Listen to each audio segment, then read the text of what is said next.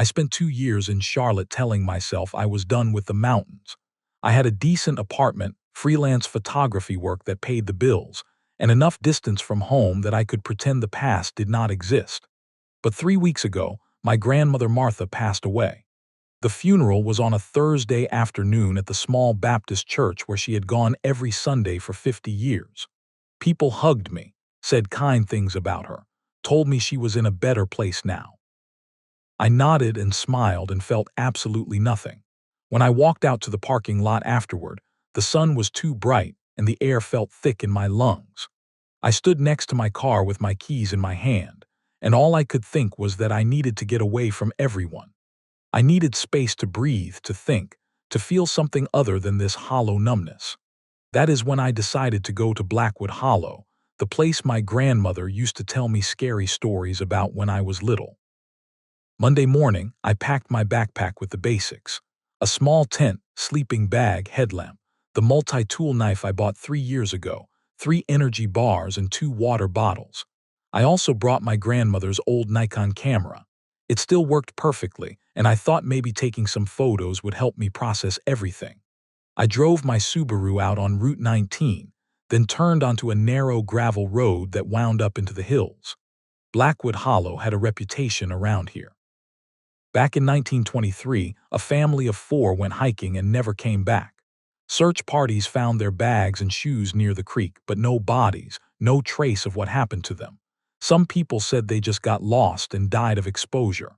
Others said there was something in those woods that took them. I heard the stories growing up but never believed them.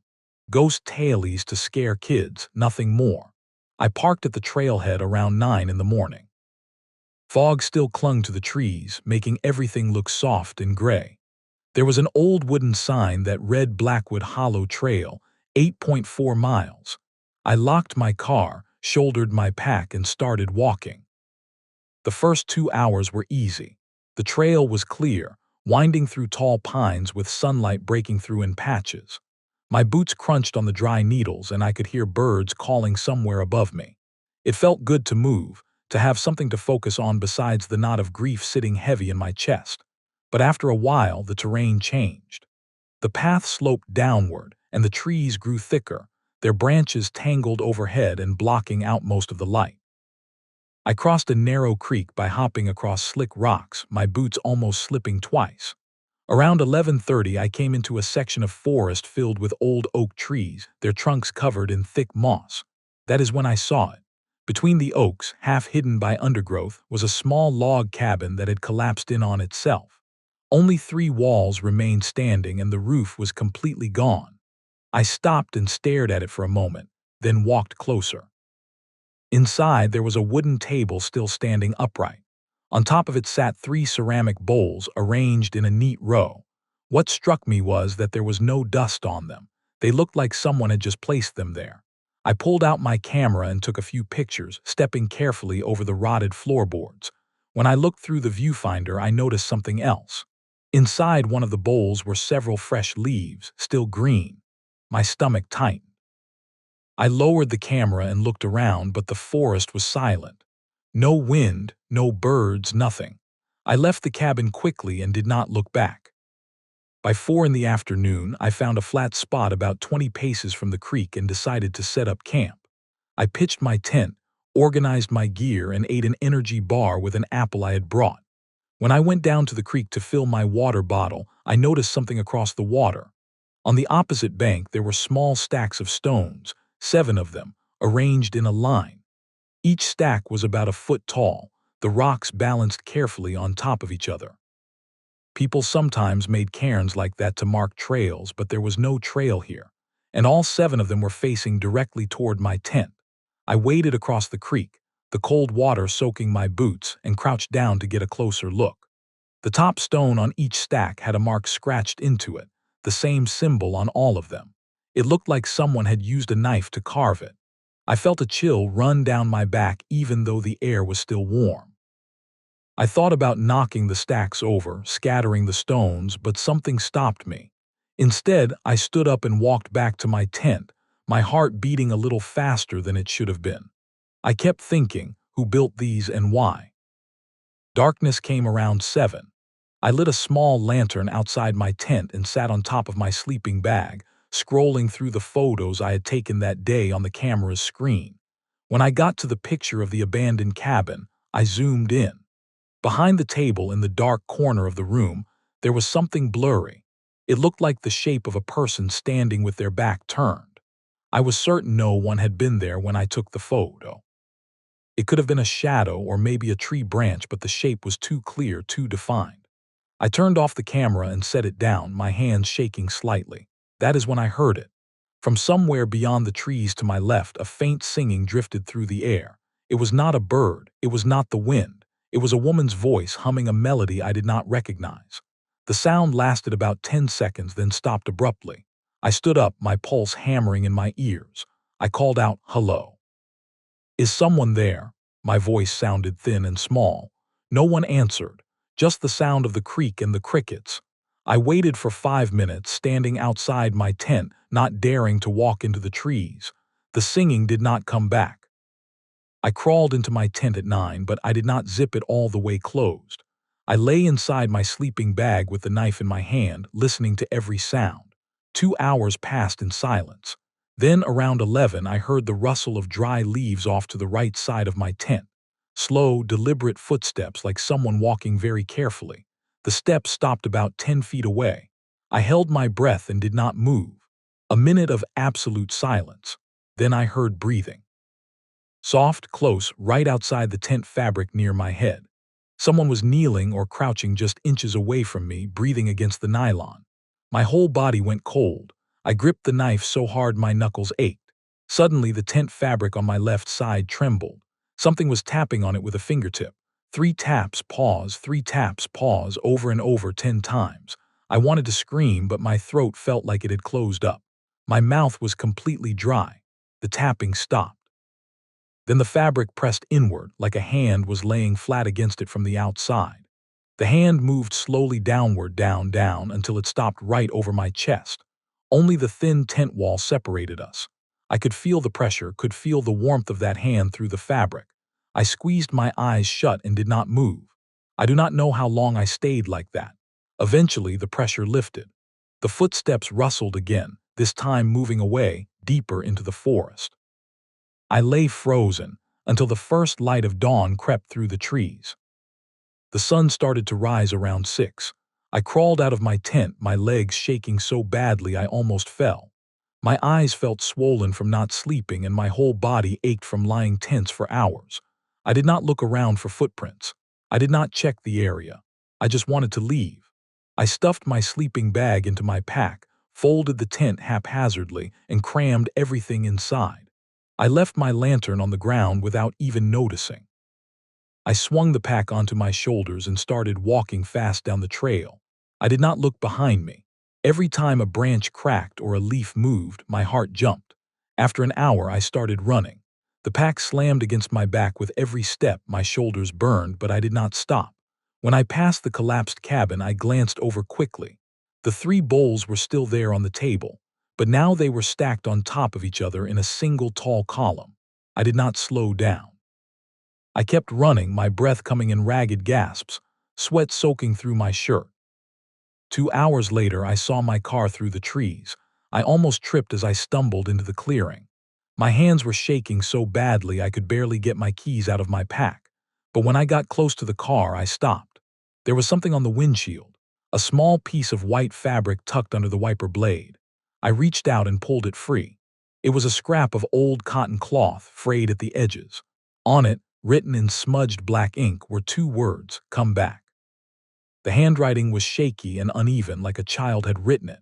Below the words was a crude drawing of a house. I dropped the cloth on the ground. My hands were still trembling as I unlocked the car and threw my pack into the back seat. I started the engine and drove away as fast as I could. In the rearview mirror, I saw the trailhead disappearing behind me. For just a second, I thought I saw someone standing there at the edge of the trees, but I did not stop to check. I drove back to town, back to my mother's house, and I never told anyone about that night. The piece of cloth is still in my backpack, and sometimes, late at night when I am lying in bed, I hear 3 soft taps on my bedroom wall.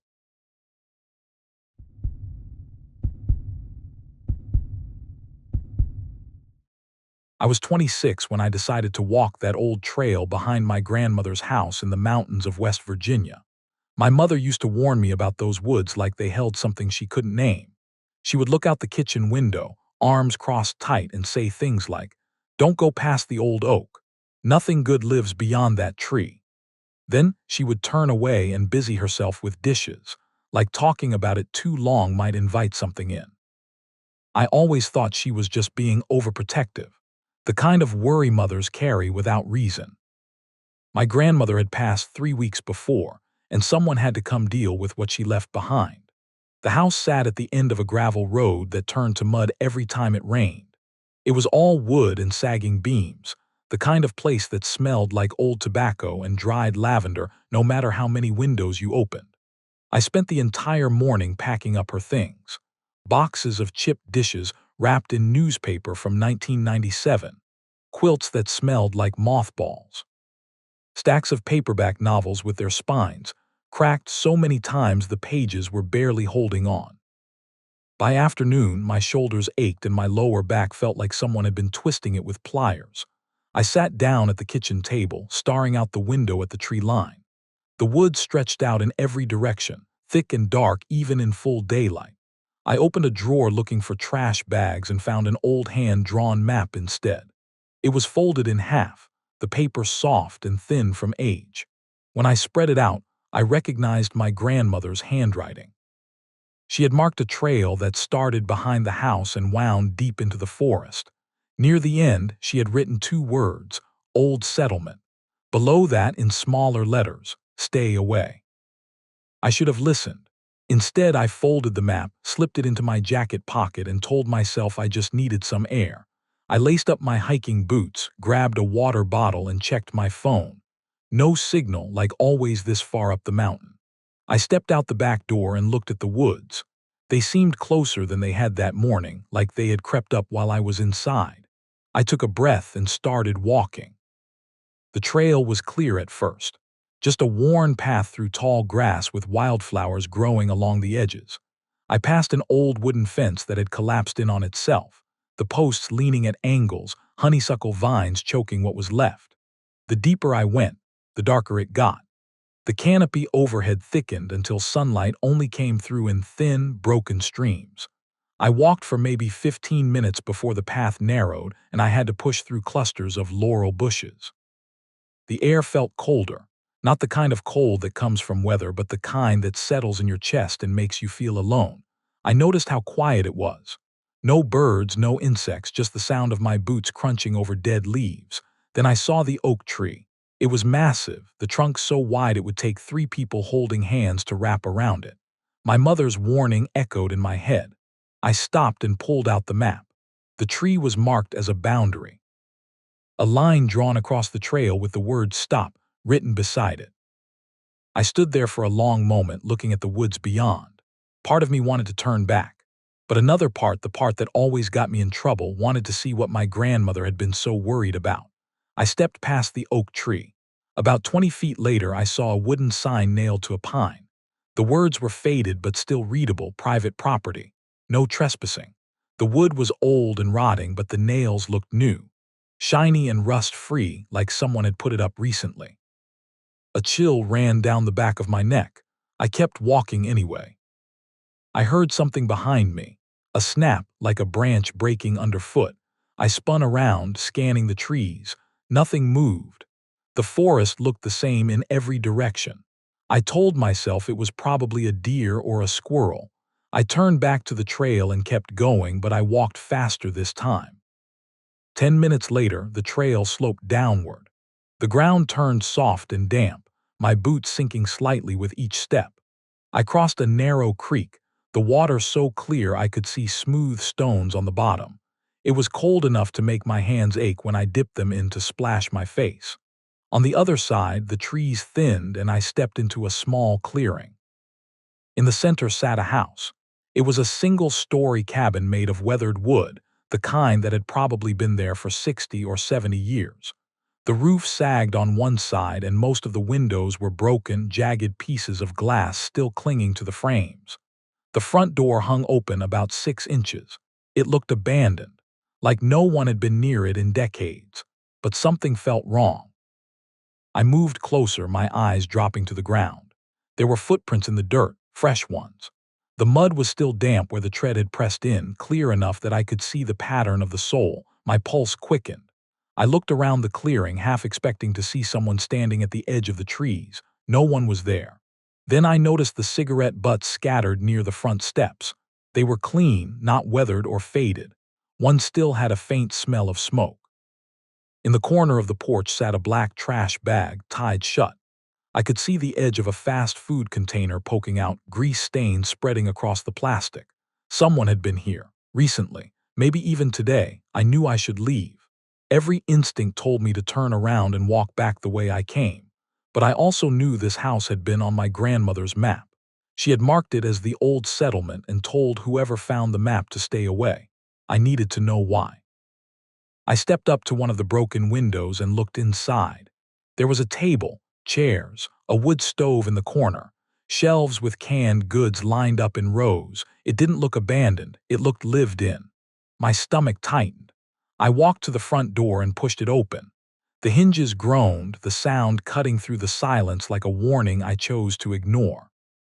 The floor creaked under my weight. The smell hit me immediately. Damp rot mixed with something sour like spoiled food and old cigarette smoke. The living room had a sagging couch with a blanket thrown over the back. There was an ashtray on the coffee table, half full of crushed butts. I moved into the kitchen. On the counter sat a loaf of bread, a can of beans, and a bottle of water with about 2 inches left in the bottom. The bread wasn't moldy. The can wasn't rusted. This food was fresh. Whoever lived here had been here within the last few days. I saw men's clothes draped over one of the chairs, a flannel shirt worn at the elbows, a pair of work boots caked in mud sitting by the door. I felt like I was trespassing in someone's home.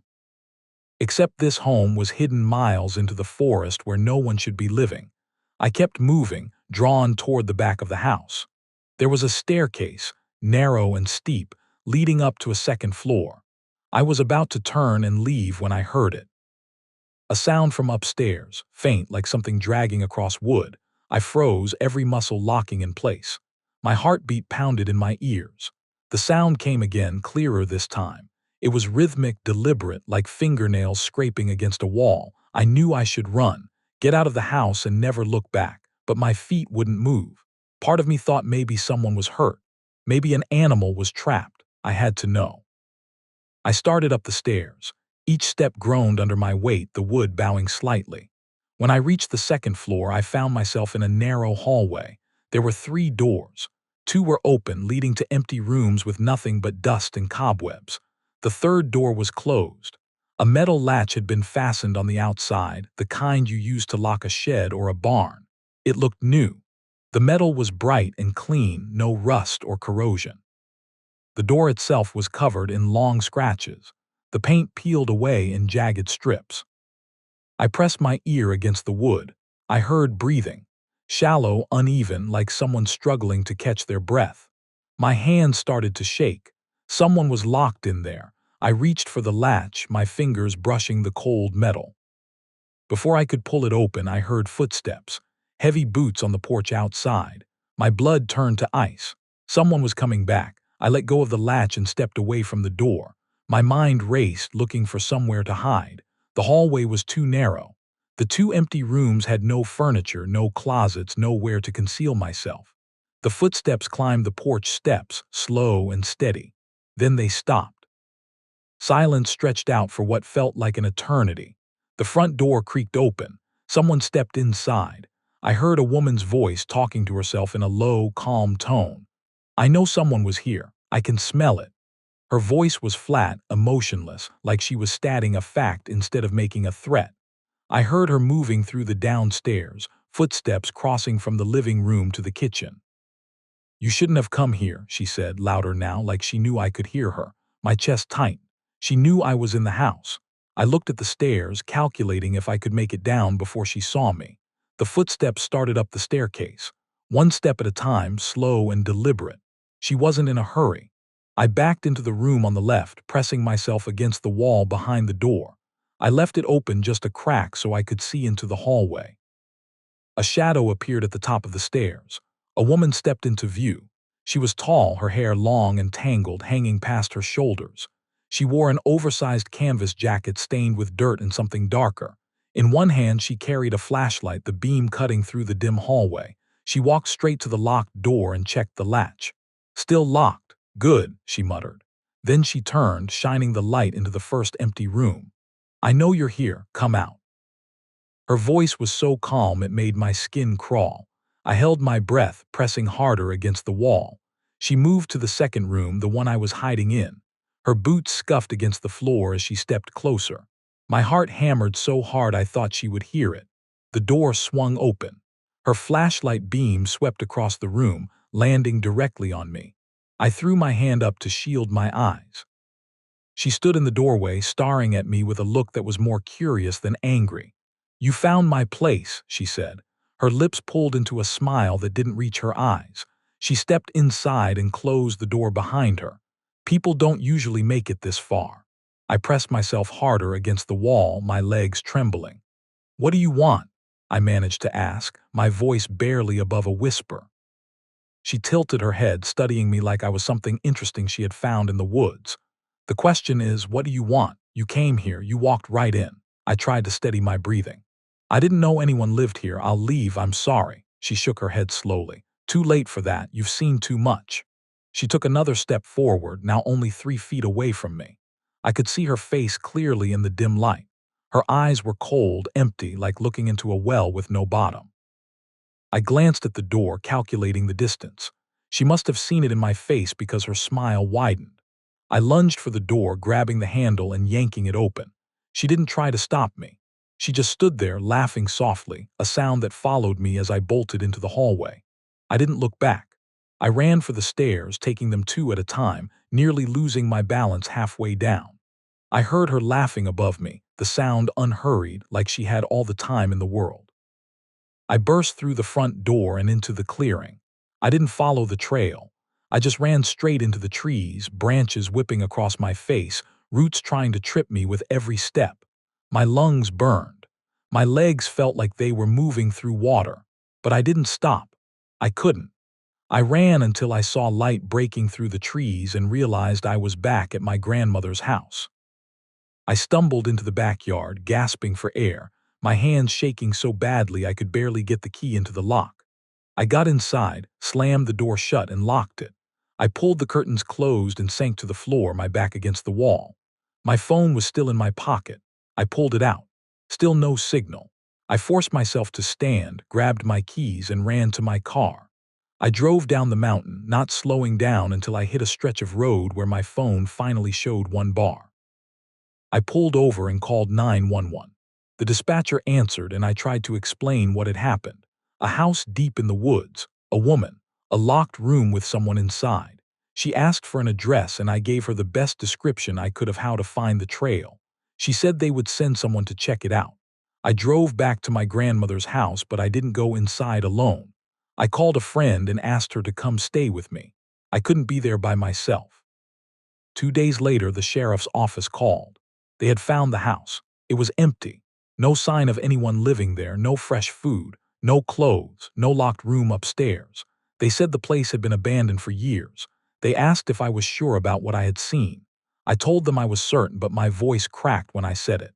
The deputy on the phone suggested maybe I had been stressed, grieving my grandmother, and got turned around. Maybe I had confused one house for another.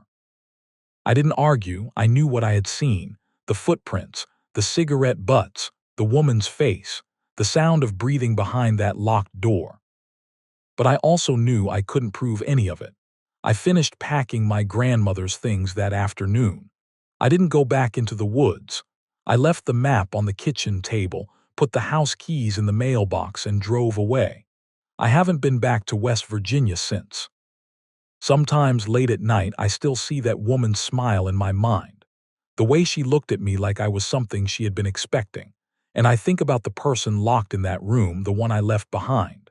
I tell myself the police were right, that I imagined it, that grief does strange things to your mind. But deep down, I know the truth. Some places aren't meant to be found. and some people don't want to be saved.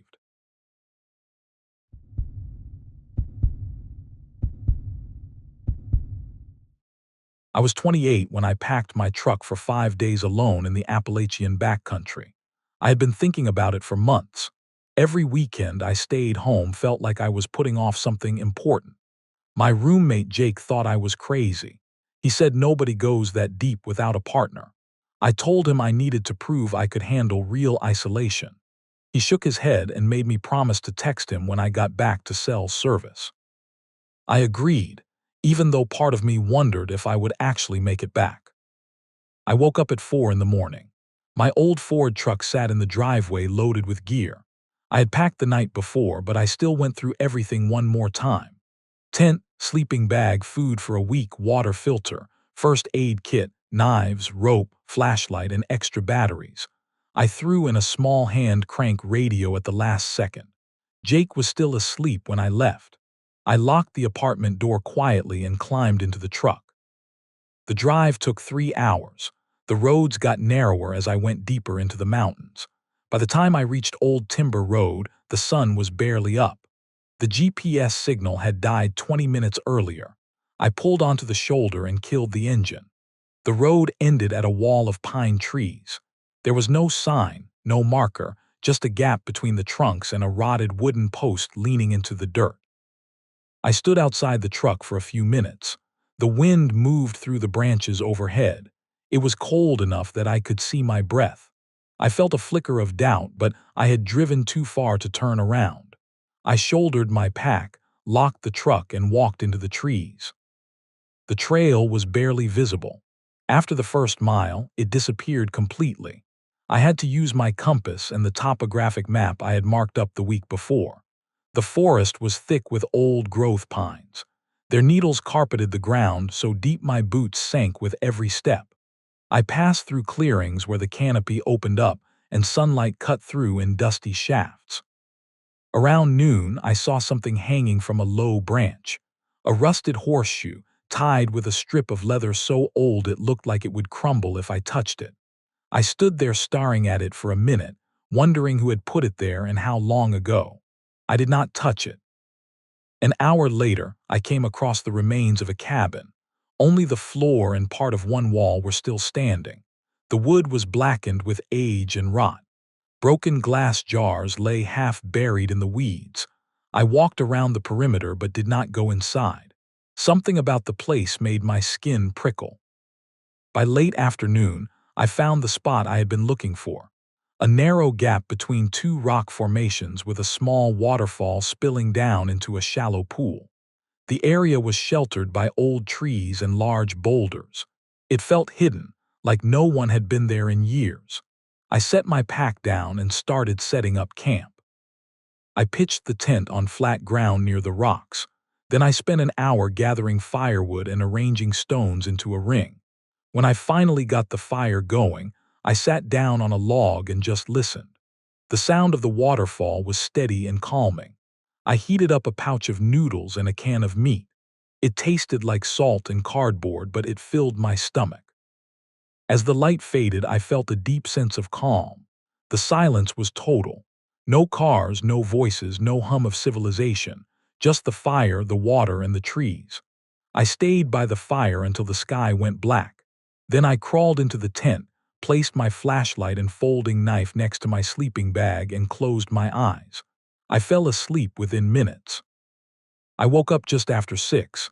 The air inside the tent was cold and damp. I unzipped the door and looked outside. Everything was still. The fire had burned down to ash. I fired up my small camp stove and made coffee. It tasted burnt, but the warmth felt good in my hands. After breakfast, I decided to explore. I packed a small day pack with water and some granola bars. I followed the stream downhill for about 1.5 miles. The terrain got rougher. Fallen trees blocked the path. Boulders jutted out of the ground at odd angles. I had to climb over most of them. I found tracks in the mud near the water. They were large, probably from a deer or maybe a bear. I crouched down and studied them. They were deep and fresh. I stood up and scanned the trees, but I did not see anything moving. The farther I went, the darker it got. The canopy was so thick that only thin slivers of light made it through. The air felt heavier. I noticed something strange on the trunk of an oak tree. Deep claw marks gouged into the bark. They were higher than my head. I stepped closer and ran my hand over them. They were fresh. The wood inside was still pale. I felt a knot form in my stomach. I told myself it was just an animal, maybe a bear marking its territory. But the marks were too deliberate. They ran in parallel lines, evenly spaced. I kept walking. 200 feet ahead, I found something that made me stop cold. A pile of dry leaves arranged in a perfect circle. The circle was about 5 feet across. There were no footprints around it, no tracks, no disturbance in the dirt, just the leaves stacked neatly in a ring. I stood there for a long time, staring at it. My pulse was loud in my ears. The forest around me was silent. No birds, no insects, nothing. I felt like I was being watched. I turned in a slow circle, scanning the trees. There was nothing, just shadows and trunks stretching into the distance. I decided to head back. I walked quickly, faster than I had on the way down. I kept looking over my shoulder. The feeling of being watched did not go away. By the time I reached camp, it was late afternoon. I was exhausted and on edge. That night, I built the fire bigger than before. I kept feeding it logs until the flames were waist-high. I cooked dinner quickly and ate without tasting it. I did not want to go into the tent.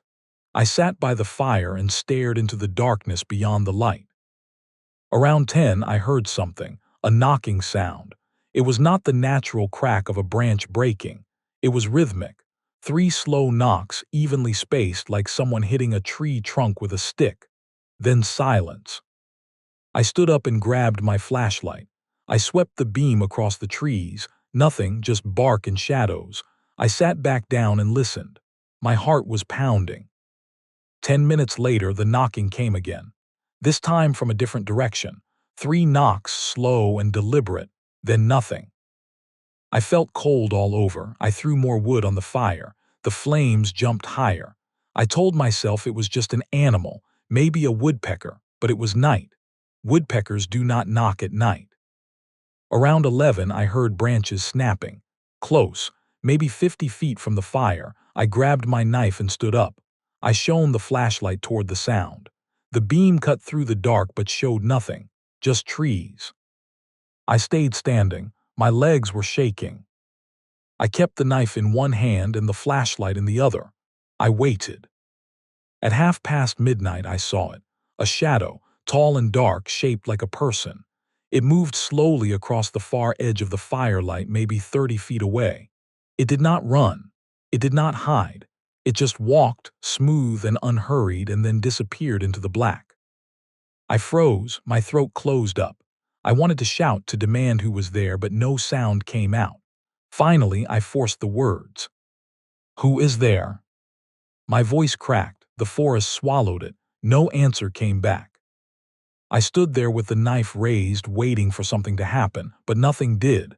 The shadow did not return. Still, I could feel it, out there, watching. I did not sleep. I stood by the fire all night. Every time the flames got low, I added more wood. My legs ached, my back hurt, but I did not sit down. I could not. Around 2 in the morning, the fire started to die. I had burned through most of my wood. The flames shrank to weak coals. The darkness pressed in closer. The moonlight helped, but not much. Then I heard it, breathing, slow and steady.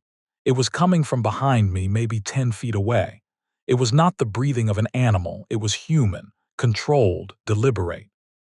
My hand tightened around the knife. I could feel the handle digging into my palm. My teeth were clenched so hard my jaw ached. I did not turn around.